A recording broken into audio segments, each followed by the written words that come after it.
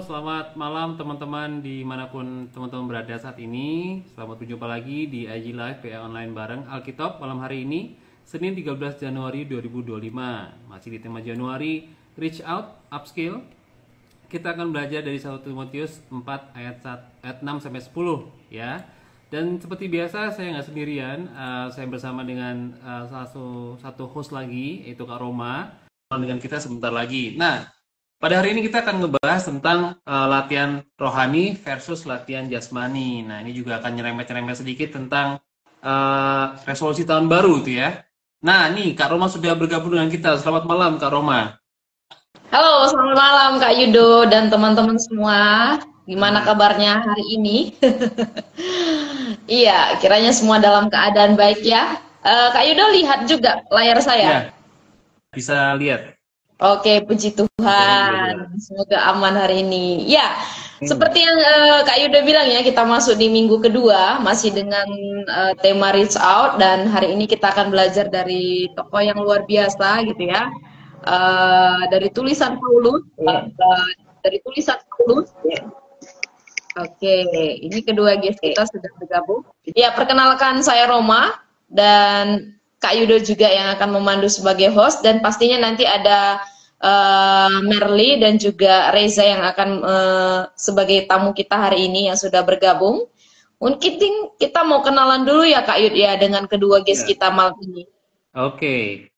Ya, kita akan kenalan dulu dengan guest kita. Silakan Reza duluan mungkin ya.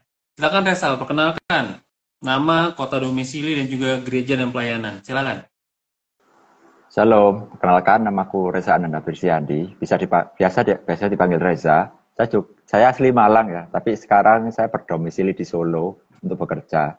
Nah, saat ini saya juga pelayanan gereja di Malang juga, tepatnya GKIN Kalvari sebagai tim multimedia. Oke, baik. Oke. Thank you Reza. Ya, sekarang giliran Merly. Kak Merly, silakan perkenalkan dirimu.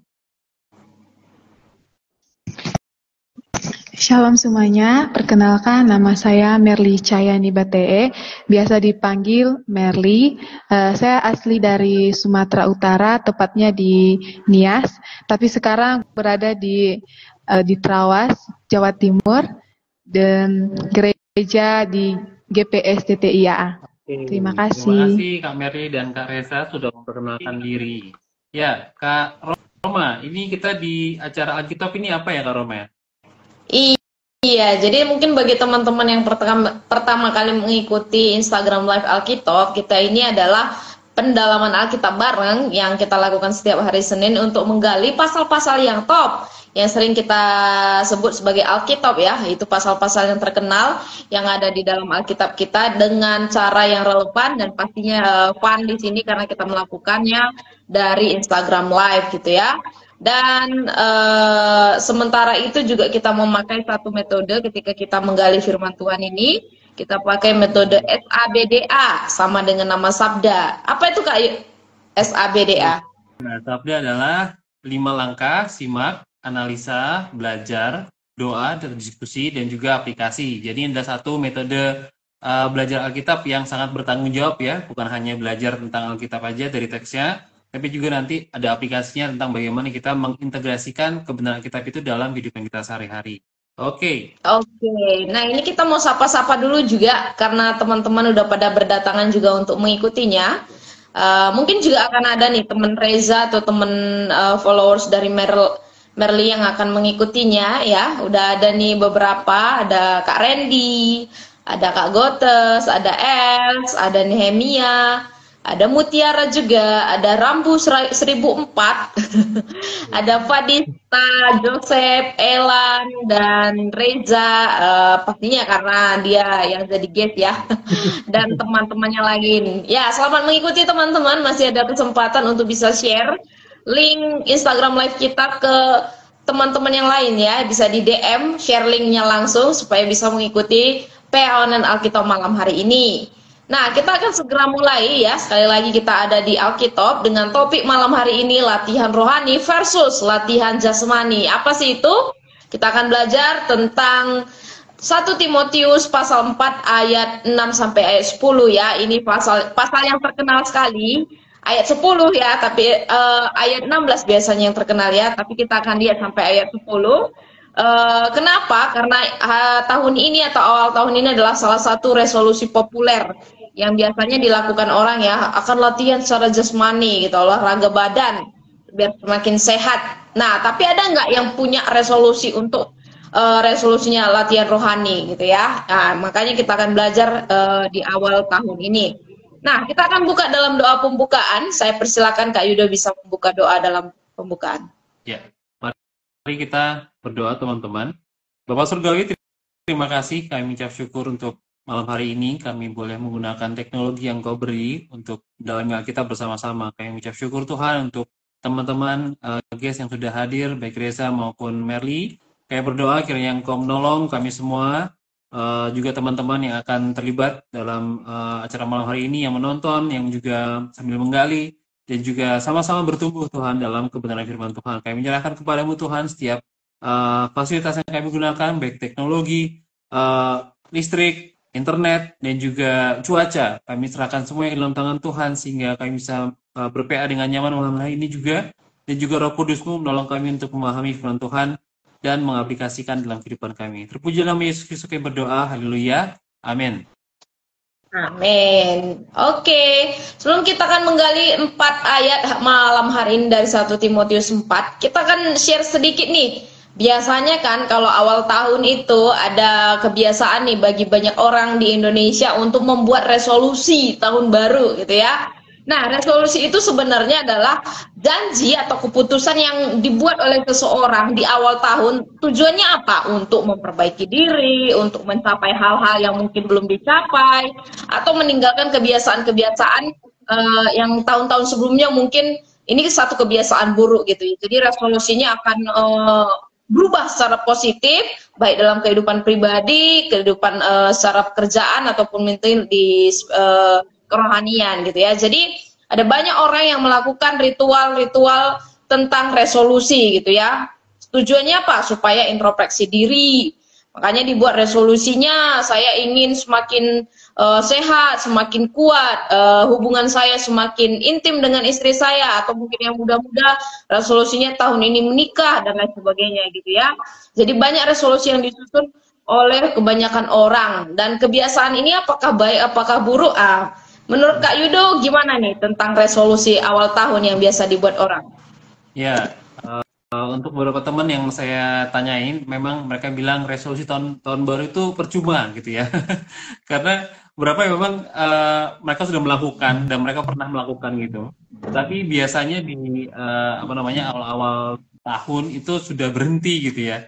Dan waktu saya cari-cari gitu, memang benar minggu ketiga bulan Januari itu disebut Quitters Day. Itu waktu ketika para quitters itu mereka berhenti dari resolusinya, udah nggak usah diet-dietan lagi lah, nggak usah olahraga lagi lah gitu. Tapi ada juga mereka yang bersemangat gitu ya, termotivasi untuk memang mengubah diri dan juga mengubah kerohanian mereka untuk terus berjalan gitu. Dan tetap ada tantangannya. Kalau tadi minggu ketiga biasa jadi Quitters Day, bulan ketiga itu juga tantangan jenuh atau plateau gitu ya. Jadi kayak nggak ada lagi semangatnya, nggak ada lagi dorongannya gitu. Jadi harus nggak hanya motivasi gitu. Jadi harus ada ketekunan dan konsistensi. Nah, ini akan kita bahas juga dalam penggalian kita dalam Timotius ini. Kemudian di resolusi sebenarnya juga itu baik ya, Kak Rom ya. Jadi itu juga memacu orang untuk berubah gitu ya. Tuhan kasih kita lembaran baru, tahun yang baru, dan itu akan sangat baik kalau kita mulai memperhatikan hal-hal yang di tahun lalu buruk, sekarang akan dibuat lebih baik gitu. Oke, jadi apakah teman-teman di rumah juga sudah punya resolusi untuk tahun 2025 ini?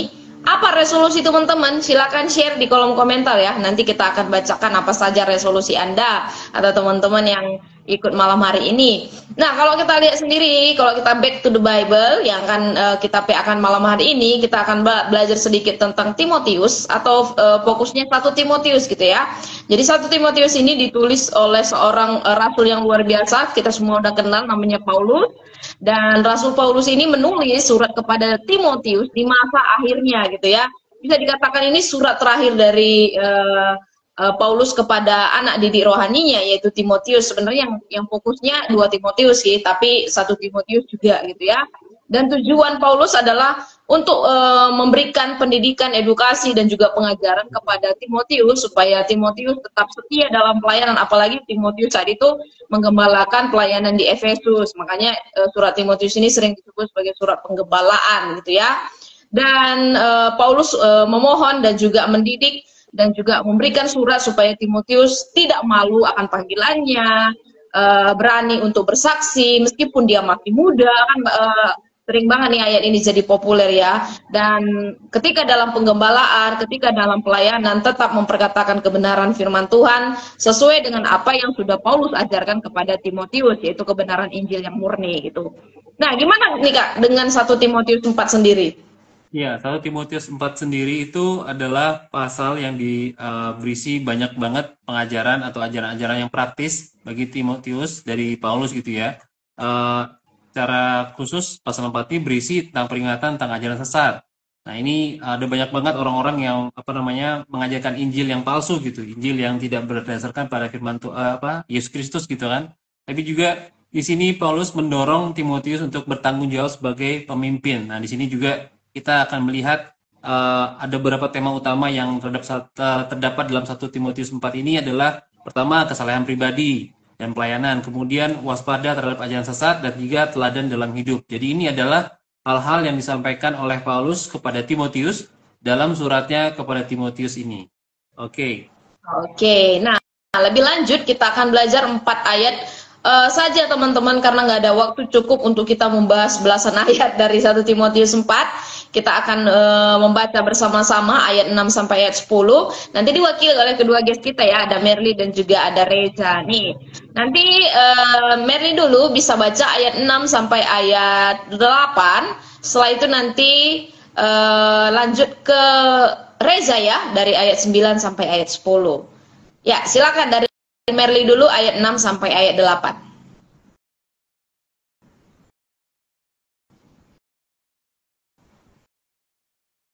Oke, apakah sudah bisa? Nanti setiap kali Merly berbicara bisa unmute, di-mute lagi gitu ya. Oke. Mohon maaf Kak, bisa diulang? Tadi mati suaranya. Oh iya, tadi buffering ya. Jadi Merly bisa baca mulai ayat 6 sampai ayat 8. Silakan.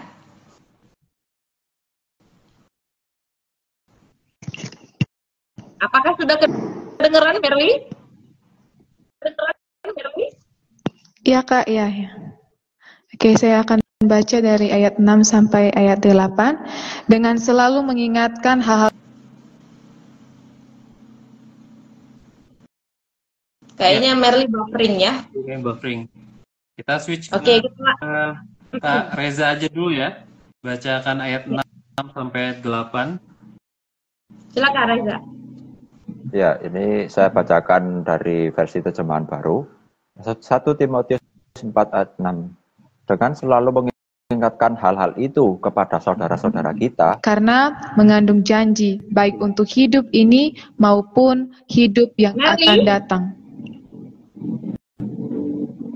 Kedengeran suara saya? Apakah suara saya kedengaran? Ini buffering banget ya, jadi mungkin videonya bisa di off dulu, videonya supaya menolong jaringannya juga.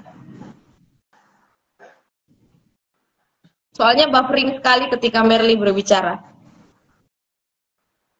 Oke. Video, apakah video? Kalau di layarnya itu ada tombol video, itu mungkin diklik dulu supaya jaringannya aman. Oke. Ya, kita coba ulang ya dari Merly deh. Silakan ulang lagi ayat 6 sampai ayat 8 ya. Oke, baik Kak. Oke, dari ayat 6. Dengan selalu mengingatkan hal-hal itu kepada saudara-saudara kita, engkau akan menjadi seorang pelayan Kristus Yesus yang baik, terdidik dalam soal-soal pokok iman kita, dan dalam ajaran sehat yang telah kau ikuti selama ini. Tetapi jauhilah takhayul dan dongeng nenek tua, latihlah dirimu beribadah. Latihan badani terbatas gunanya, tetapi ibadah itu berguna dalam segala hal. karena mengandung janji, baik untuk hidup ini maupun untuk hidup yang akan datang. Baik, Lanjut, Reza. baik. Ayat 9, perkataan ini benar dan patut diterima sepenuhnya. Ayat 10, itulah sebabnya kita berjeripaya dan berjuang, karena kita menaruh pengharapan kita kepada Allah yang hidup, juru selamat semua manusia, terutama mereka yang percaya. Amin. Oke, lebih lanjut kita akan pelajari mulai dari langkah simak terlebih dahulu ya, bersama dengan Reza dan Merly dari 4 ayat yang sudah dibaca. Silakan Kak Yudo. Ya. Untuk Reza, hal-hal apa saja yang harus diingatkan Timotius kepada orang-orang yang dilayaninya? Dari ayat 1 sampai 5 plus ayat yang 6. Silakan Reza. Baik. Yang pertama dari ayat 1, itu yang pertama menghindari ajaran sesat, terus menjauhi larangan makanan itu di ayat 3, kemudian mengucapkan berkat itu dari ayat 4, terus dari ayat 6 itu mengajarkan dan mengikuti kebenaran. Mengajarkan dan mengikuti kebenaran. Iya. Adakah tambahan dari Kak Roma? Ya, sudah jelas sih, tapi mungkin ada beberapa yang ketinggalan ya. Tadi mengikuti roh-roh penyesat, terus mengikuti tipu daya pendusta-pendusta gitu ya. Terus ada juga di ayat 3 juga sebenarnya ini diajak untuk dijauhi ya. Karena mereka punya pengajaran sesatnya apa? Lebih spesifik dijelaskan di ayat 3, mereka melarang orang kawin, melarang orang makan makanan gitu ya. Jadi terlalu banyak larangan-larangan yang diberikan dalam doktrin yang sesat itu tadi yang membuat Paulus akhirnya mengatakan bahwa itu ajaran yang salah. Jadi lebih lengkapnya sudah dijelaskan di ayat-ayat berikutnya, dan itu istilahnya ditentang oleh Paulus terkait pengajaran-pengajaran yang salah, dan itu harus diingatkan oleh Timotius sebagai gembala kepada orang-orang yang dilayaninya di Efesus gitu. Oke?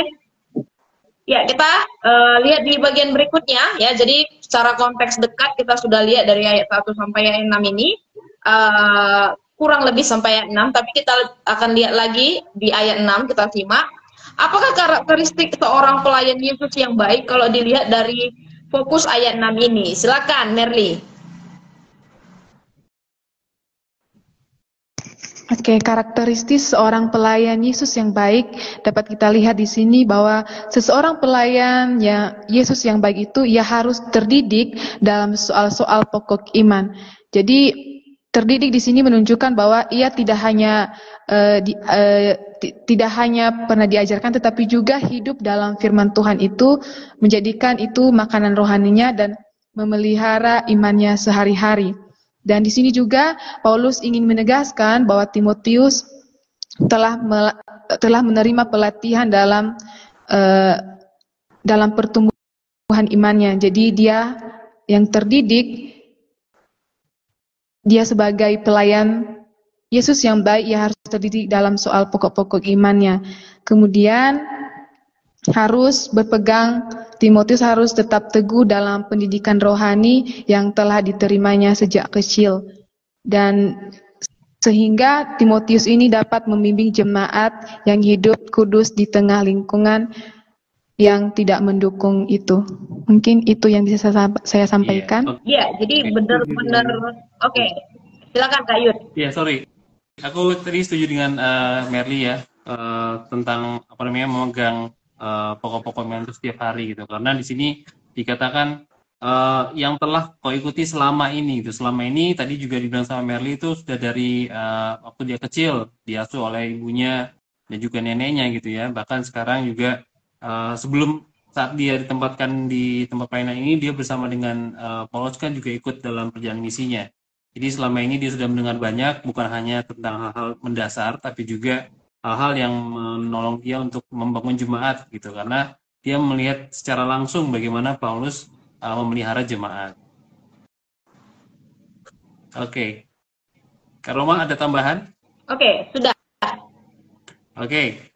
Ya, untuk Reza, apa yang harus dijauhi oleh Timotius kalau dilihat dari ayat yang ke-7? Oke, baik.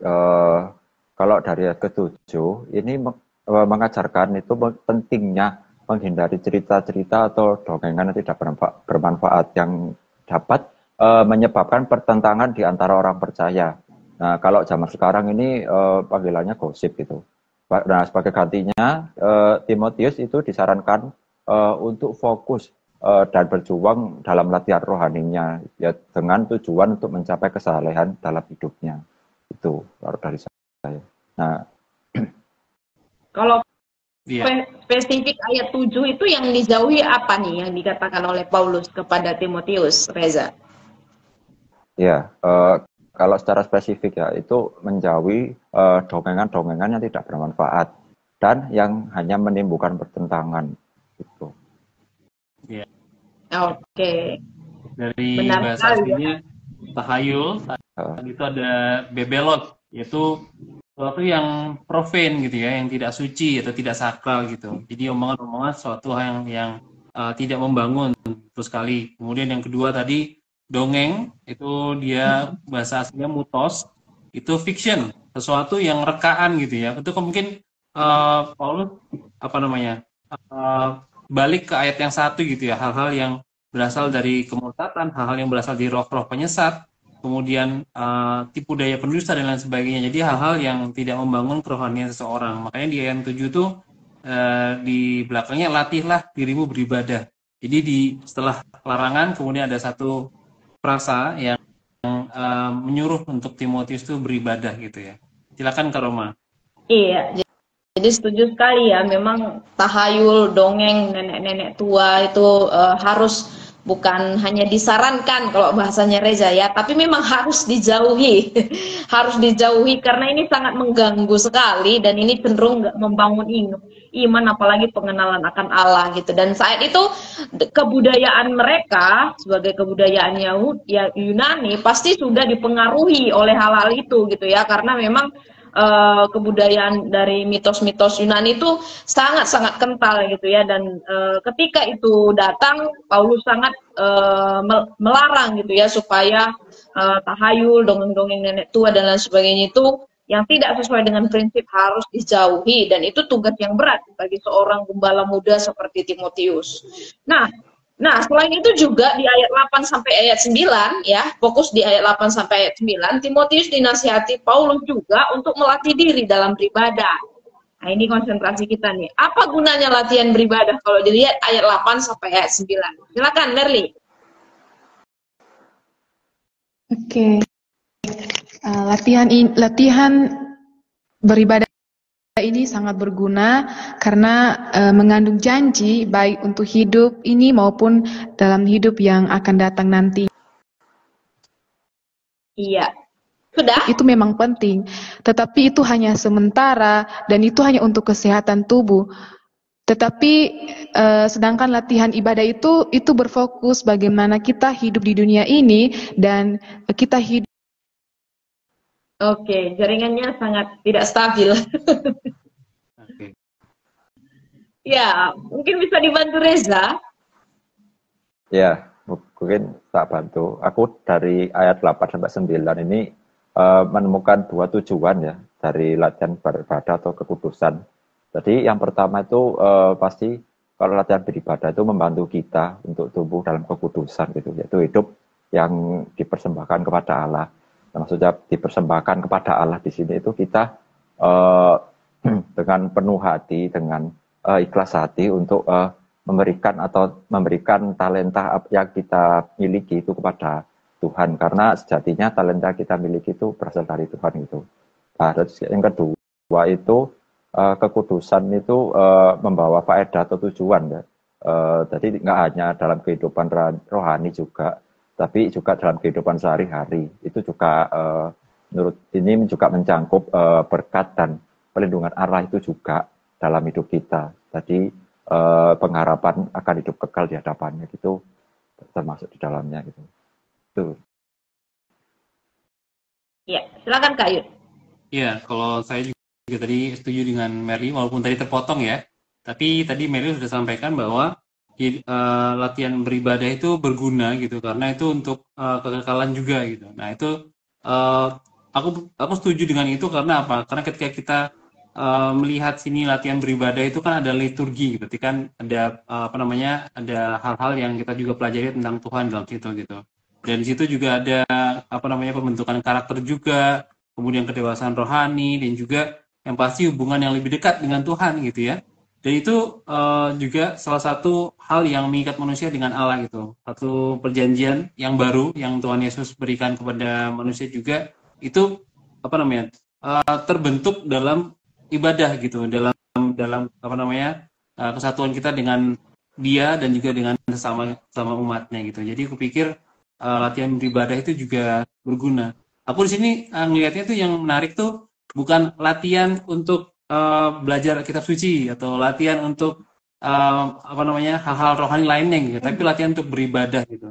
Jadi aku pikir satu hal yang juga penting buat kita lihat bersama gitu ya, bahwa beribadah itu juga bagian, dan beribadah itu nggak mungkin sendirian ya. Jadi itu satu hal yang perlu dilakukan secara bersama-sama, secara kolektif, sehingga ya besi menajamkan besi dan kita bisa bersama-sama untuk saling bertumbuh. Begitu Kak Roma.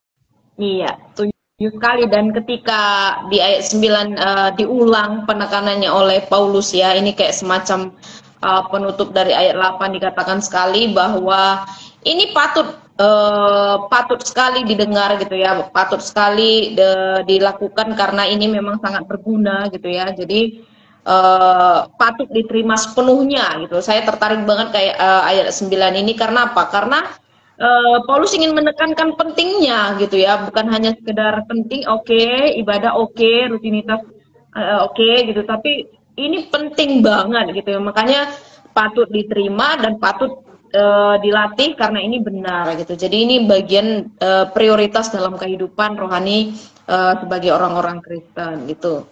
Ya, kita lihat di bagian berikutnya Kak Yud, ayat 10. Ya, untuk ayat 10, Reza silakan, dalam hal apa kita harus berjerih lelah dan berjuang menurut ayat yang ke-10 tadi. Oh, baik, kalau menurut ayat 1 Timotius 4:10 ini berjerih lelah dan berjuang ya, atau berjerih payah dan berjuang itu maksudnya dalam konteks pelayanan dan kesetiaannya kepada Allah. Jadi kita dalam melakukan segala sesuatu itu harus dengan sungguh-sungguh dan tekun dalam pelayanan kita pada Allah. Jadi setiap pekerjaan atau setiap aktivitas yang kita lakukan itu jangan lupa andalkanlah Tuhan gitu. Nah, hal itu juga mencangkup kesetiaan kita dalam menjalani hidup gitu, yang kudus dan juga mengikuti ajarannya Tuhan. Nah, meskipun dalam kita mengikuti ajarannya Tuhan itu banyak tantangan ya. Nah, menurut aku itulah bagian yang berjerih payah dan berjuang, karena kita juga memikul salib Tuhan dan juga kita berusaha untuk hidup dalam kesetiaan dan juga memenuhi panggilan kepada Tuhan. Nah, meskipun dalam jalannya kita menghadapi perlawanan atau ya mungkin ada tantangan di tengah-tengahnya gitu. Iya, setuju sekali ya. Jadi di ayat 10 kita baca tuh itulah sebabnya kita berjerih lelah dan berjuang, karena kita menaruh pengharapan kita. Ya, kalau kadang-kadang orang mikir ya udah, kalau sudah menaruh pengharapan pada Tuhan nggak usah berjerih lelah gitu. Tapi di ayat ini tadi Reza juga sampaikan bahwa kita berjerih lelah karena kita berpengharapan kepada Tuhan gitu. Dan meskipun kita menghadapi tantangan, menghadapi pertentangan dari orang-orang yang tidak menyukai kita atau tidak sejalan dengan kita, ya kita menyerahkan itu kepada Tuhan dan kita berpengharapan kepada Dia gitu. Aku setuju banget dengan Reza tadi. Kalau Kak Roma, ada tambahan kah? Oke, sudah sepakat sih dengan Reza dan juga Kak Ido. Iya. Kita akan coba masuk ke langkah berikutnya, di langkah simak, supaya kita bisa teliti lebih dalam juga dari 4 ayat ini. Silakan Kak Ido. Ya, untuk Meryl, apa yang Paulus maksudkan dengan ajaran yang sehat? Maksudnya ajaran yang seperti apa? Silakan.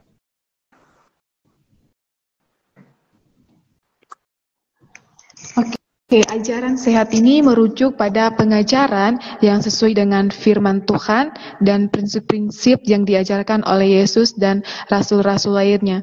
Dan di sini ajaran yang sehat itu adalah ajaran yang membawa orang kepada kebenaran dan keselamatan yang sejati. Nah, ajaran yang sehat ini tidak menyimpang dari kebenaran Injil yang telah disampaikan oleh Yesus dan para rasulnya, tetapi tetap mengarah kepada pengajaran yang murni tentang Kristus dan karya keselamatannya. Ajaran yang sehat ini bukan hanya berbicara tentang keselamatan, tetapi juga tentang kehidupan yang sesuai dengan kehendak Tuhan, yaitu hidup dalam kekudusan. Di sini Paulus menegaskan bahwa pengajaran yang sehat akan mengarah kepada kehidupan yang penuh dengan kasih, ketenangan, dan pengendalian diri. Nah, di sini ajaran yang sehat itu selalu berasal dari firman Tuhan yang hidup, bukan dari mitos atau dari tradisi-tradisi yang kita percayai. Tetapi ajaran sehat ini berasal dari firman Tuhan saja. Contohnya dalam kehidupan kita berdoa, dalam merenungkan dan menaati firman Tuhan, di situ ada ajaran yang sehat. Dan ajaran sehat ini tidak hanya berdampak pada kehidupan rohani kita di dunia ini juga, tetapi juga mempersiapkan kita dalam kehidupan yang kekal. Berarti bukan berasal dari pengajaran manusia ya, kayak yang di ayat yang ke-3 itu ya. Jadi ayat 1 ayat 2 tuh ngomongin tentang para pendustanya, ayat 3 itu dari pengajaran mereka yang mereka ajarkan kepada orang-orang yang dilayani oleh Timotius, mereka melarang orang kawin, melarang orang makan makanan ciptakan Allah, dan lain sebagainya gitu. Jadi membawa mereka kembali kepada kayak semacam peraturan perjanjian lama gitu kali ya. Sehingga itulah yang ditentang oleh Paulus yang diajarkan kepada Timotius juga. Jangan sampai ajaran sehat itu kalah oleh ajaran yang sesat ini ya. Aku tadi sempat cari Karom referensi ayat yang berkaitan dengan ini juga, kayak di 2 Timotius 3 ayat 16 sampai 17 itu berarti ajaran sehat tuh ajaran yang diilhamkan oleh Allah gitu untuk menegur, untuk membangun dan sebagainya. Kemudian 1 Timotius 6 ayat 3 sampai 5 itu adalah berdasarkan perkataan dari Tuhan Yesus. Dan Kolose 1 ayat 28 itu pusatnya ada Tuhan Yesus gitu. Karena Yesus dibilangkan dialah yang kami beritakan, dialah yang kami jadi pusat dari segala pengajarannya begitu. Apakah Karoma ada tambahan? Ya, saya setuju sih, dan juga tambahan dari Nehemia ini juga sebenarnya juga jadi inti ya. Kalau Nehemia bilang menurut saya ajaran sehat itu adalah intinya ajaran yang berdasarkan firman Tuhan dan memberi dampak dalam pertumbuhan rohani gitu. Dan Zimris juga menanggapi bahwa Paulus maksud dengan ajaran yang sehat itu berbicara tentang firman Tuhan ya. Jadi dari Zimris, dari Nehemia, dari Kak Yudo, dari Merli tadi saya bisa simpulkan juga memang ajaran yang sehat udah pasti back to the Bible ya, sesuai dengan ajaran firman Tuhan itu nggak bisa tawar-menawar lagi atau 50-50 atau mungkin 90% nggak, sedikit aja melenceng yang tidak sesuai dengan bagian-bagian di dalam Alkitab itu pasti udah bukan lagi kebenaran firman Tuhan gitu ya. Dan tradisi iman yang sudah dibangun oleh Paulus ini yang sudah diajarkan banyak ke Timotius gitu, baik dalam lapangan pelayanan bersama-sama maupun juga mungkin secara hati ke hati yang disampaikan, bahkan sampai suratnya menolong supaya seluruh jemaat Tuhan saat itu menerima ajaran yang sehat, yang murni. Ya, kalau Paulus banyak pakai kata murni gitu ya, yang sesuai dengan apa yang sudah Paulus ajarkan kepada Timotius berdasarkan apa yang Paulus juga dapatkan dari Yesus Kristus gitu ya. Karena ketika Paulus percaya kepada Yesus Kristus, Paulus di firman Tuhan diilhamkan gitu ya, dan Paulus bisa menuliskan firman Tuhan kepada seluruh jemaat ya, lebih dari 11 jemaat yang dituliskan oleh Paulus gitu. Nah, kita lihat juga ya, selain ajaran yang sehat, apalagi nih yang dimaksud oleh Paulus dengan kehidupan yang akan datang. Karena ada juga di bagian ayat dari ayat 6 sampai ayat 10. Kira-kira, tapi kita nggak usah kira-kira lah, berdasarkan firman Tuhan saja, kapankah itu tentang kehidupan yang akan datang? Silakan Reza. Oke, jadi di 1 Timotius 4 itu Paulus menyebutkan kehidupan yang akan datang itu di ayat 8 ya.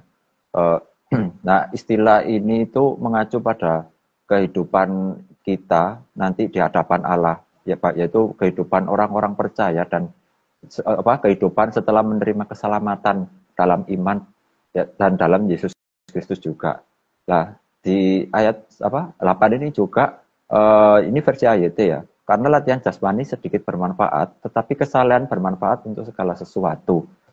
Karena kesalehan itu mempunyai janji akan hidup sekarang dan akan datang. Nah, di sini itu Paulus menunjukkan bahwa kesalehan atau ketakwaan membawa manfaat tidak hanya di kehidupan saat ini, tapi juga kehidupan setelah kematian, yaitu yang dimention tadi, yaitu kehidupan yang akan datang tadi. Nah, jadi nggak secara spesifik disebutkan dalam konteks waktu ya, tapi secara umum itu mengacu pada kehidupan kita setelah di dunia ini, yaitu kehidupan bagi orang-orang percaya yang kepada Kristus dan hidup di dalam apa ya, kalau nyebutnya hidup di dalam firman menurut kehendak Allah gitu. Ya, oke, setuju sekali juga dengan Reza ya, bahwa kehidupan di sekarang ini bukan cuma kehidupan yang sementara, yang temporer ini, yang 70 tahun ini gitu ya, tetapi akan ada kehidupan setelah kematian. Tadi sudah Reza jelaskan ya. Jadi ini sangat berguna untuk kehidupan kekal gitu ya, untuk kehidupan bersama-sama dengan Kristus, memenuhi kepenuhan berkat ketika bersama-sama di dalam hadirat Allah gitu. Ya, silakan Kak Yud, atau ada tambahan? Ya, aku juga mau tambahin sedikit aja gitu. Jadi kalau tadi kan dihubungkan dengan kehidupan yang akan datang dengan beribadah gitu tadi kan. Berarti beribadah itu kan ada unsur memuji, menyembah, belajar firman Tuhan dan lain sebagainya gitu. Jadi itu paket lengkap dan itu harus dilatih oleh si Timotius gitu, dan juga kita sekarang ini. Jadi itu melihat bahwa hubungan antara beribadah dengan kehidupan yang akan datang itu ada dalam fokus penyembahan gitu. Jadi ketika kita nggak bisa mengendalikan diri kita, bagaimana kita bisa nanti dalam kekekalan kita menyembah Dia, kita beribadah kepada Dia, atau melayani Dia dan sebagainya gitu. Jadi kupikir itu juga satu konsep yang perlu kita dalami juga gitu ya. Bahkan dalam kehidupan seorang Kristen harus juga belajar beribadah bersama-sama, karena kita nanti di surga nggak sendirian gitu kan dalam kekekalan gitu. Jadi kupikir satu hal yang perlu dipelajari juga oleh kita sebagai orang Kristen. Oke. Jadi kita akan masuk ke dalam bagian yang ketiga tentang belajar atau tentang kesimpulan. Jadi dari semua ini pelajaran apa yang Anda dapatkan tentang prioritas hidup dari 1 Timotius 4 ayat 6 sampai 10 ini, Kak Merly? Silakan Kak Merly.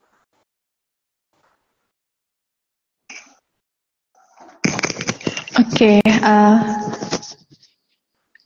hal yang harus kita prioritaskan dari 1 Timotius 4 ayat 6 sampai 10 ini yaitu kita belajar untuk fokus pada pertumbuhan rohani kita, yang itu sebagai prioritas utama kita. Dan kita harus melatih rohani kita dan tidak mengutamakan hal-hal duniawi, tetapi mengutamakan hubungan yang erat dengan Tuhan. Dan di sini kita dipanggil juga untuk melayani, memberitakan Injil, dan menjadi teladan bagi orang lain. Di sini juga kita belajar bahwa fokus kita seharusnya bukan pada hal-hal sementara seperti kesuksesan materi, penampilan fisik, atau penghargaan yang diberikan oleh dunia ini. Tetapi fokus kita sebagai orang-orang percaya yaitu kita fokus pada hal-hal yang kekal, yaitu bagaimana iman kita, pengharapan, dan kasih kita. Dan ini memberikan manfaat untuk kehidupan kita sekarang ini dan dalam kekekalan nantinya. Ya, aku setuju. Tapi aku juga akan tambahkan mungkin fokus kita juga untuk meminimalisir hal-hal yang menghambat iman dan pelayanan ya, kayak tadi di ayat 7. Karena hal-hal semacam itu sebenarnya bukan hanya ada di luar, tapi juga ada dalam lingkungan atau komunitas orang percaya juga gitu. Jadi harus pandai-pandai atau dengan berhikmat kita menghindari hal-hal yang semacam itu. Oke. Dari Kak Roma ada tambahan? Ya. Kita akan lanjut dulu ya di bagian berikutnya. Nah, ini kita akan lihat apa nih artinya latihan beribadah atau latihan rohani. Ini karena fokus tema kita hari ini, mengapa latihan rohani lebih penting daripada latihan jasmani? Bagaimana nih menurut Reza? Ya, kalau menurutku dalam konteks 1 Timotius 4 ini ya, latihan rohani itu lebih penting karena latihan ini tuh berfokus pada pertumbuhan spiritual kita dan rohani kita gitu. Karena nanti kehidupan kita setelah menerima pertolongan dan berkat dari Tuhan atau tadi yang ya setelah kita hidup setelah di bumi ini ya, itu pasti latihan itu pasti akan berguna di kehidupan selanjutnya. Nah, itu terus kenapa lebih penting juga itu menurut ayat ini juga latihan jasmani itu dapat merujuk ke ini latihan tubuh fisik gitu. Jadi manfaatnya hanya terbatas gitu, hanya bermanfaat di kehidupan kita saat ini. Nah, sedangkan latihan rohani itu atau ibadah ya, itu memberi manfaat yang lebih besar karena berhubungan langsung dengan yaitu yang tadi saya mention, yaitu pertumbuhan rohani seseorang. Dan nanti ini latihan rohani ini tuh pasti mempersiapkan kita untuk kehidupan yang setelah di bumi ini, yaitu kehidupan yang kekal. Nah, ini menunjukkan ya menurutku bahwa latihan rohani itu lebih penting ya karena menyangkut bersifat hal-hal yang kekal, karena ini nanti akan mengarahkan kita kepada Allah gitu. Nah, itu. Iya. Tapi kalau kita lihat dari sini, apakah Paulus mengabaikan latihan jasmani atau latihan jasmani juga bisa, tapi ada yang lebih penting? Gimana nih menurut Reza? Ya, kalau di sini ya, Paulus itu menekankan lebih menekankan latihan rohaninya itu karena ya memperdalam hubungan kita dengan Tuhan gitu. Tapi bukan berarti kita terus-menerus dengan latihan rohani gitu. Lah, latihan jasmani juga penting untuk untuk menghadapi tantangan-tantangan di kehidupan kita di kehidupan saat ini gitu. Karena kita hidup itu untuk memikul salib Tuhan. Kita hidup untuk memberi berkat kepada orang lain. Nah, pasti dalam prosesnya itu juga di tengah-tengah jalan itu pasti ada tantangan-tantangan yang menghadang kita lah. Latihan jasmani itu akan berperan penting di situ. Nah, cuma latihan rohani ini juga penting untuk mempersiapkan kita untuk hidup nanti kita setelah kita bahasanya itu setelah kita hidup di bumi ini gitu. Nah, itu hidup yang berhubungan dengan Allah. Oke, ya, saya sudah tangkap apa maksud Reza ya. Jadi latihan jasmani, Paulus kalau di ayat 7 ini katakan jauhi latihan jasmani, enggak juga ya. Di ayat 7 di ayat 8 dikatakan terbatas gunanya gitu ya. Bukan berarti kita mengabaikan itu, tetapi ada yang lebih penting, yang paling penting yaitu latihan dalam rohani, yaitu beribadah. Dan tadi Reza menekankan ya berguna untuk hal yang akan datang. Tetapi kalau kita lihat juga di ayat 8 ini, bukan hanya akan datang, ya itu udah pasti gitu ya. Tetapi di ayat 8 ditekankan juga baik untuk hidup ini gitu ya. Jadi menurut saya bagian ini juga sangat penting gitu. Apalagi kita sekarang kan hidup di bumi gitu ya. Walaupun kita menanti-nantikan Tuhan saat ini gitu ya, tapi hari ini kita hidup di bumi ini bukan gabut, bukan hanya nunggu sambil nggak ngapa-ngapain gitu ya. Makanya Paulus bilang berguna juga untuk hidup sekarang ini. Kenapa? Karena dengan kita beribadah, dengan kita berlatih, latihan sendiri artinya kalau di ayat ini saya sempat cari artinya gymnaze itu berlatih seperti atlet gitu ya. Kalau kita lihat atlet itu dia nggak cuma sekali latihan gitu. Atlet yang latihan sekali nggak mungkin akan menang, nggak mungkin akan sampai ke garis finish. Pasti dari start itu udah capek duluan, terengah-engah. Misalnya pelari gitulah ya. Atlet itu harus berlatih terus-menerus, harus disiplin terus, komitmen, fokus, supaya tubuhnya bugar, sehat, dan tujuannya sampai garis finish bisa gitu. Dan kata latihan seperti atlet ini yang sering dipakai oleh Paulus juga, supaya kita juga secara rohani melatih diri kita untuk masa sekarang ini, karena nanti garis finish kita apa? Sampai akhir ketika kita bersama-sama dengan Kristus gitu. Tapi bukan berarti hari ini kita nggak latihan gitu ya. Nanti aja latihan setelah mati, enggak. Hari ini kita sudah akan mulai latihan, latih terus secara rohani kita, supaya karakter kita semakin sama-sama dengan Kristus, hidup kita semakin mengasihi Kristus, dan kita terus berubah sesuai dengan apa yang Kristus mau, dan kita pasti berguna juga ketika hidup kita yang sudah terlatih, kita memberikan kesaksian yang baik dan nama Tuhan yang dimuliakan. Itu sih tambahan dari aku, dari apa yang sudah ditambahkan Reza. Silakan Kak Yun.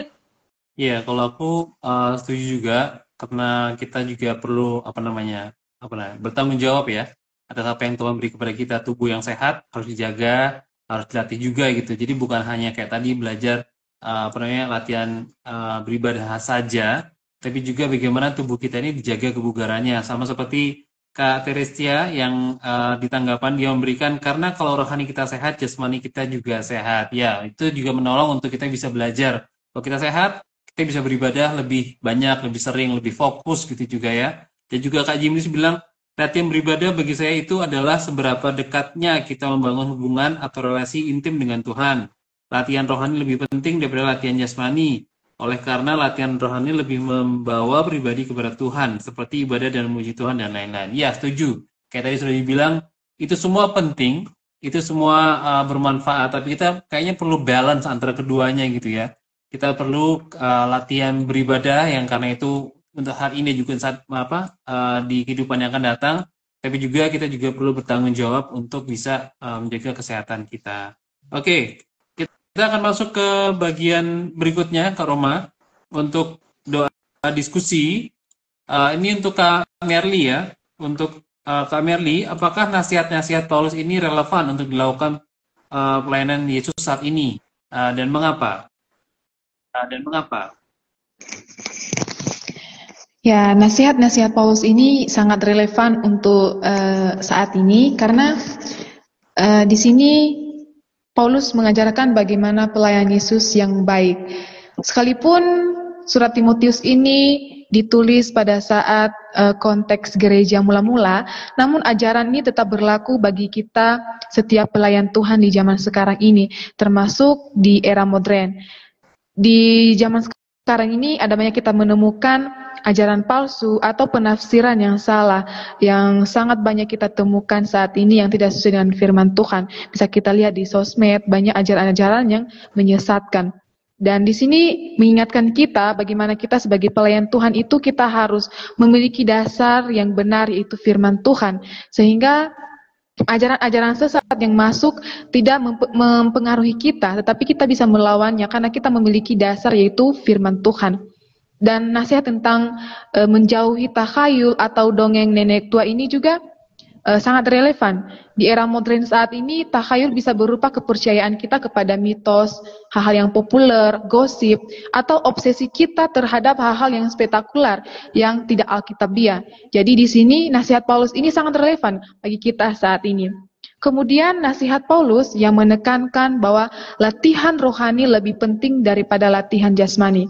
Nah, di dunia modern saat ini yang super sibuk, orang-orang tidak ada waktu untuk berdoa, membaca firman Tuhan.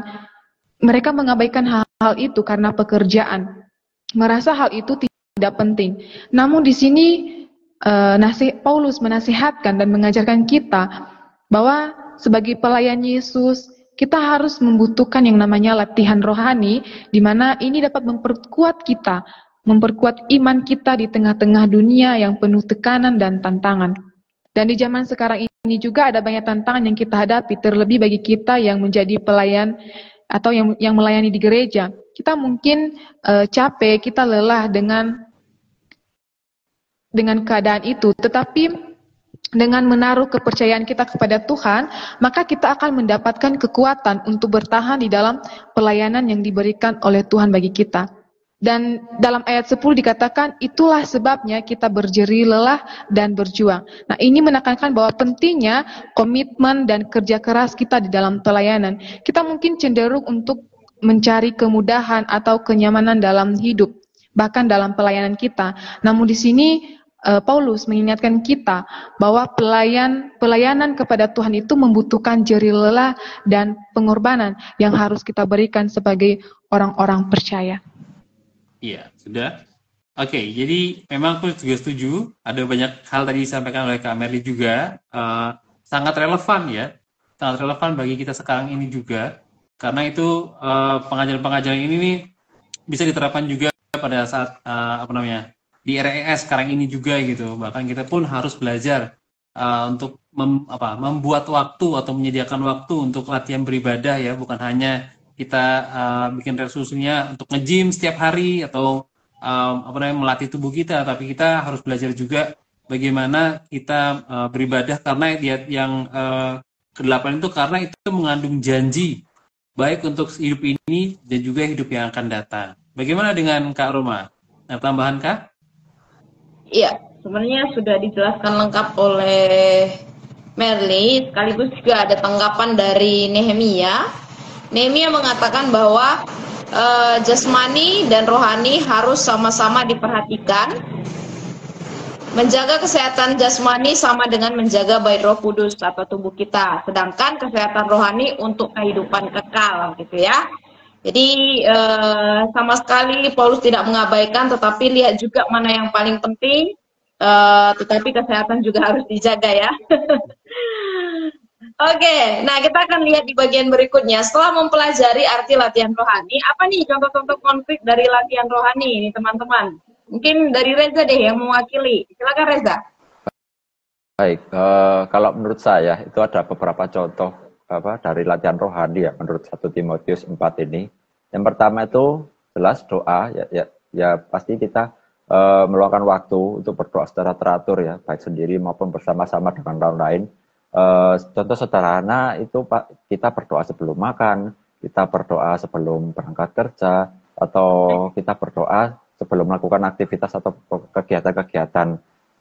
Nah, ya terus yang kedua yaitu merenungkan firman Tuhan ya, yaitu kita menyediakan waktu ya Tuhan gitu untuk membaca firman-Nya dari beberapa pasal atau mungkin satu pasal untuk memahami apa sih tujuannya, apa sih tujuannya menciptakan kita, terus agar kita juga tahu apa kehendaknya kita hidup di dunia ini dan dapat mendapatkan aplikasi dari firman tersebut gitu.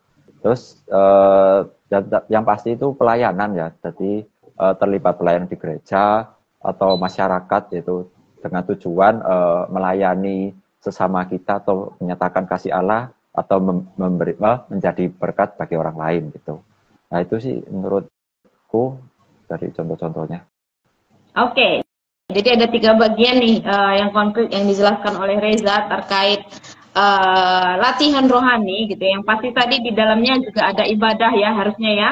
Ibadah, tidak mengesampingkan ibadah, karena mungkin belakangan ini kita lihat anak-anak muda mungkin ada yang berpikir bahwa ibadah udah nggak relate, udah nggak penting gitu ya. Tetapi sekali lagi Timotius yang saat itu sangat muda, masih sangat muda, dia sudah dipercayakan dengan beragam pelayanan, dan Paulus menjelaskan bahwa ibadah, latihan rohani, ibadah salah satunya juga sangat penting karena itu adalah kehendak Tuhan sendiri gitu ya. Oke, kita akan lihat di bagian berikutnya ya teman-teman, karena waktunya kurang sedikit lagi.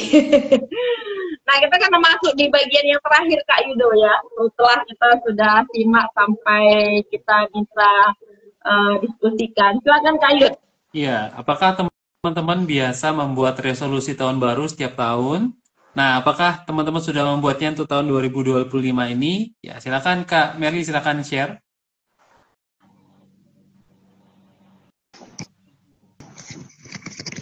Oke, di tahun 2025 ini ada beberapa hal yang telah saya buat resolusi di tahun 2025 ini. Yang pertama yaitu mungkin karena saya masih kuliah dan semester akhir, saya harus menyelesaikan tugas akhir kuliah saya dengan baik dan tepat waktu. Kemudian melakukan pelayanan dengan maksimal. Ketiga, saya harus memberitakan Injil kepada keluarga saya karena masih ada keluarga saya yang tidak percaya kepada Tuhan. Dan yang keempat, menyelesaikan bacaan Alkitab setahun. Mungkin itu yang saya buat. Punya jadwal juga berarti Kak ya?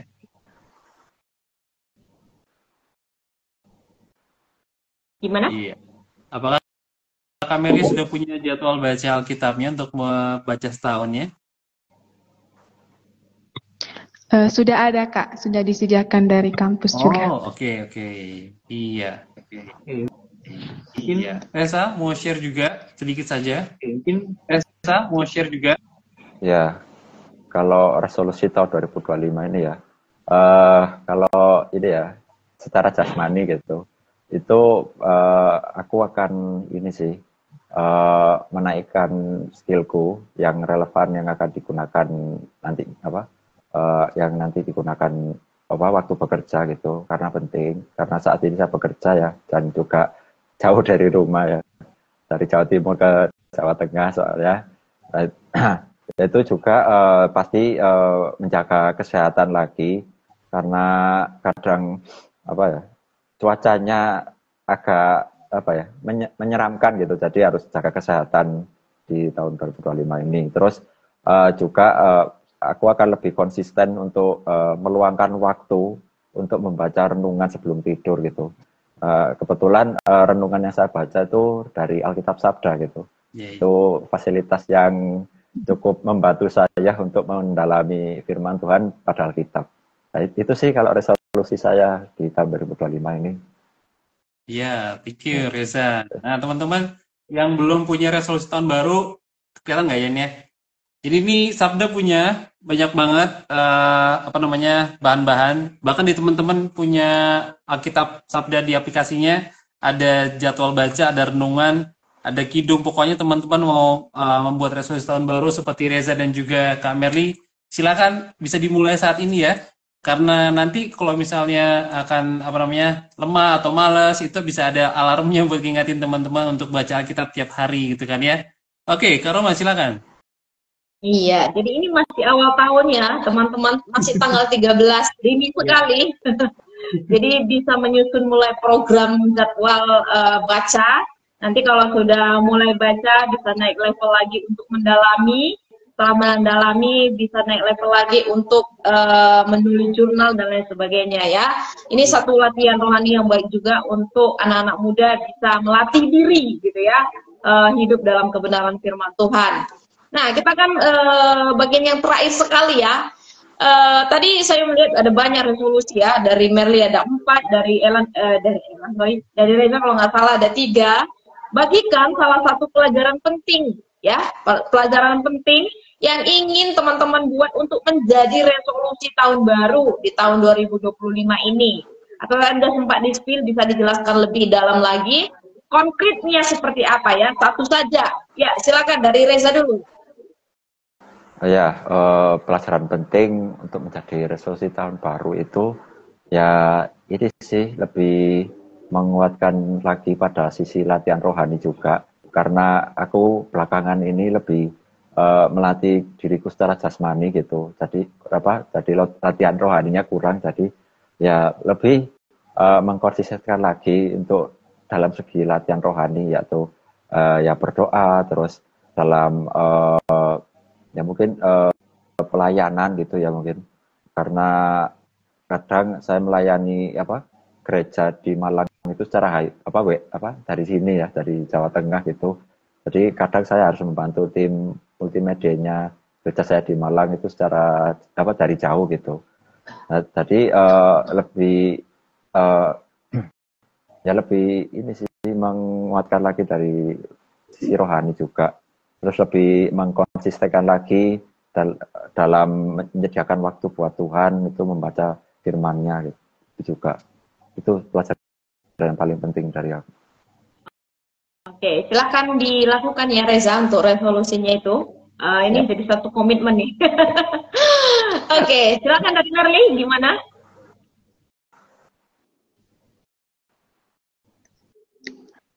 Oke, pelajaran penting yang ingin saya buat untuk menjadi resolusi di tahun 2025 ini yaitu memberitakan Injil kepada keluarga. Mungkin ini sudah menjadi resolusi di 2024, namun belum tercapai karena ada ketakutan untuk menyampaikannya. Dan ini juga menjadi pergumulan bagi saya karena menurut saya lebih berat untuk menyampaikan Injil itu kepada keluarga ya, daripada kita menyampaikan kepada orang lain. Dan di tahun ini saya harus membuat resolusi bagaimana saya harus memberitakan Injil kepada keluarga saya. Jadi bukan hanya saya yang bisa menerima Injil itu, tetapi keluarga saya juga. Dan ini harus menjadi komitmen saya dan meminta kekuatan supaya Tuhan memberanikan saya di dalam menyampaikan Injil ini. Amin. Terima kasih untuk resolusi dari Merly dan juga resolusi dari Reza. Kak Yudo sendiri mau bagikan satu resolusinya, Kak? Iya, mungkin resolusi tahun ini adalah menjadi orang tua yang lebih baik ya, karena saya punya anak 2. Jadi pengen jadi bapak yang baik gitu, hadir di tengah pertumbuhan mereka dan juga terlebih lagi menceritakan Yesus Kristus, memperkenalkan Yesus Kristus kepada mereka gitu. Bukan hanya sekadar mengajar berdoa, mengajar ini itu, tapi juga membimbing mereka untuk mengenal siapa itu Yesus Kristus secara pribadi. Itu bagi saya resolusi tahun ini. Thank you. Oke. Iya, karena tahun ini juga saya sudah official bersama dengan suami saya.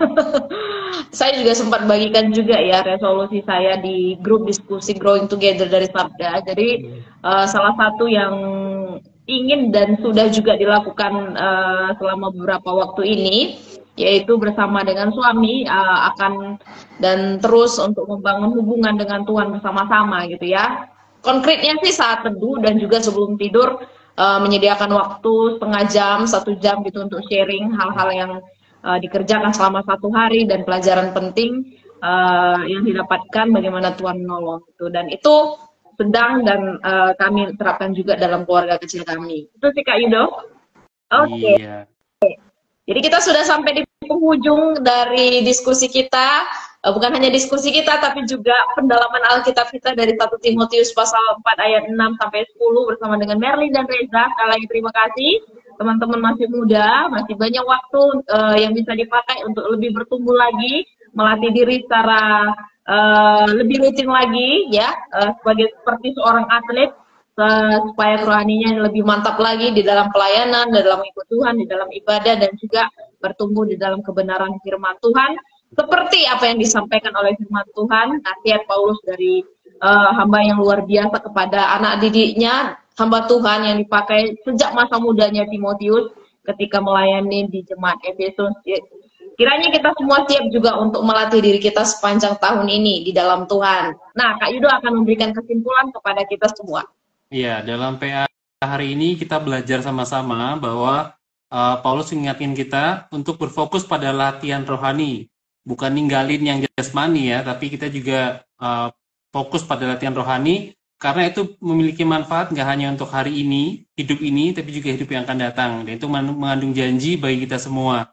Kemudian sebagai orang Kristen, sudah layaknya kita memiliki resolusi tahun baru yang berfokus pada iman, hubungan dengan Tuhan, dan juga mengutamakan latihan rohani ini sebagai kehidupan yang tidak soliter, tapi juga kehidupan dalam jemaat kita. Yaitu dari saya. Oke, terima kasih Kak Yudo, dan sekaligus ini ada satu resolusi tambahan dari teman kita, dari Kak Tere. Resolusi saya untuk terus taat dan setia melayani Tuhan. Amin, luar biasa ya. Kita sudah ada di akhir teman-teman, udah lewat 3 menit ya. Kita akan menutup untuk PA Online Alkitab, dan kalau teman-teman juga rindu sebagai tamu atau guest kita seperti Reza dan Merly, bisa DM nanti ke Ayo PA atau Instagram Yosa atau nomor kontak Sabda. Nanti kita akan belajar bareng-bareng, karena siapapun teman-teman yang sangat rindu untuk belajar firman Tuhan bisa lebih dipakai lagi oleh Tuhan melalui pembelajaran firman Tuhan Alkitab yang kita lakukan setiap hari Senin gitu ya. Oke, kita akan tutup untuk serangkaian Alkitab malam hari ini di dalam doa. Ya, kita berdoa. Sekali lagi kami bersyukur kepadamu Tuhan, karena di akhir Alkitab malam hari ini kami bersama-sama diingatkan untuk kami boleh tetap berpegang kepada kebenaran firman Tuhan yang murni, yang sehat, sesuai dengan kebenaran firman Tuhan, sehingga kami juga terus boleh melatih hidup kami, diri kami, sehingga kami sebagai pelayan Tuhan semakin handal lagi dalam pelayanan, dan kami terus mengasihi Tuhan. Berkati Reza, Merly yang sudah berbagi kepada kami semua hari ini. Berkati juga Kak Yudo, hambamu, dan seluruh sahabat Sabda yang mengikuti, yang memberikan komentar, yang juga belajar bersama, yang menyimak, dan teman-teman teknis dan Ami yang membantu di belakang layar. Terima kasih Tuhan Yesus. Minggu depan kami akan bertemu lagi di dalam Alkitab. Biarlah kami boleh menyediakan waktu kami untuk terus belajar bersama-sama. Hanya di dalam nama Tuhan Yesus Kristus kami menutup Alkitab malam hari ini, kami berdoa dan kami bersyukur. Haleluya. Amin. Dan kami mengingatkan bahwa minggu depan tanggal 20 kita kembali di jam yang sama 19.30 sampai selesai waktu Indonesia Barat untuk kita kembali belajar tentang firman Tuhan dari Matius pasal 5 ayat 14 sampai 16. Ini ayat yang favorit juga ya. Kita adalah terang dunia. Kami adalah terang dunia ya. Seperti apa itu? Menurut Matius dari firman Tuhan ini kita akan pelajari. Jadi silakan teman-teman ambil waktunya untuk kita bisa belajar. Ini salah satu bentuk komitmen ini tadi ya, latihan rohani ikut Alkitab ya. Ini salah satu langkah konkretnya juga bergabung bersama-sama untuk belajar